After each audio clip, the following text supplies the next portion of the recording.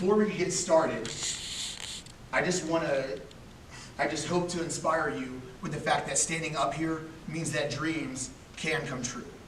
I wanted to be a speaker for a long time, and the fact that I'm doing this now just means that dreams can come true. So I just wanted to share that with you. Whatever your dream may be of any kind, keep working hard for it, and eventually it can definitely happen. So my name is Scott Greenhut, and I'm here to share my story with you and some things I've been through along the way, some lessons I have learned. Oh, excuse me, I probably need to have my pointer. All right, so here's a little bit about my journey in life. So I'm just turned 34 a couple weeks ago. I was born in November of 1985, and about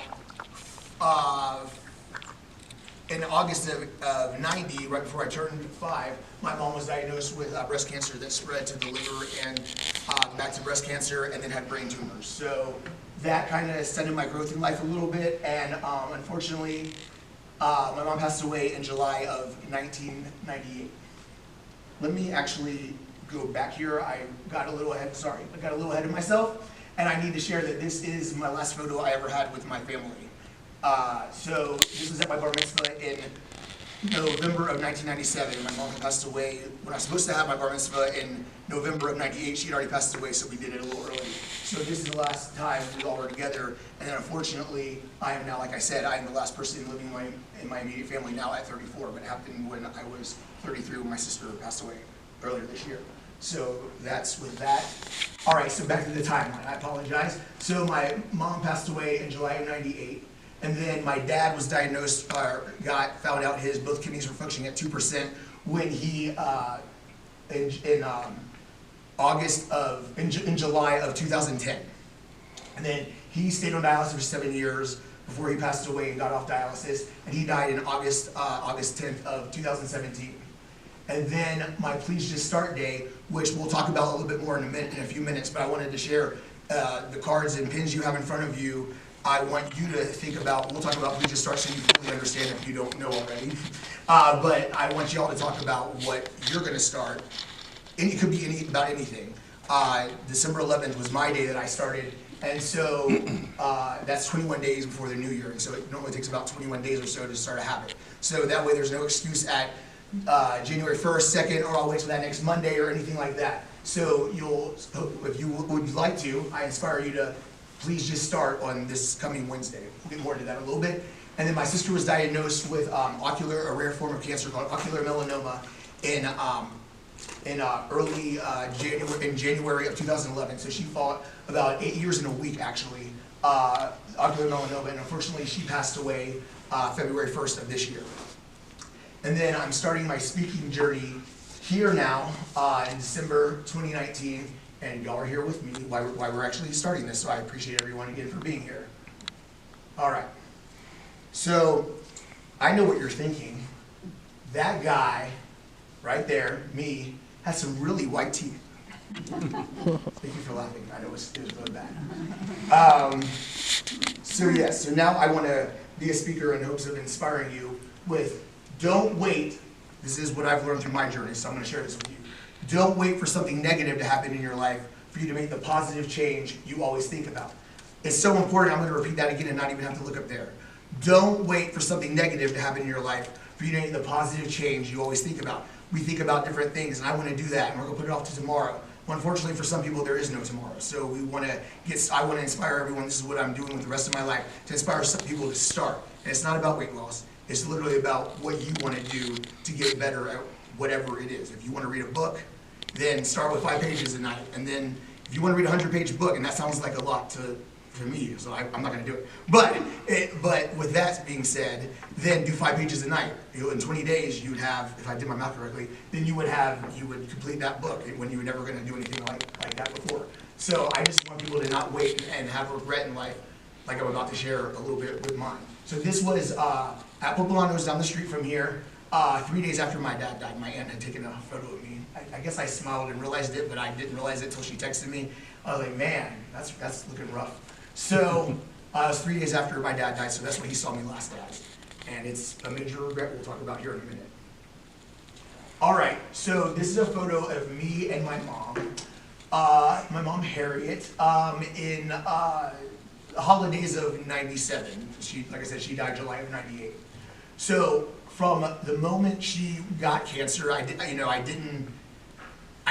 knew she had cancer, but I didn't hear many people around me going to school in this district and everything like talk about it. It wasn't prevalent, and unfortunately now it seems everyone's touched by it in some form or another.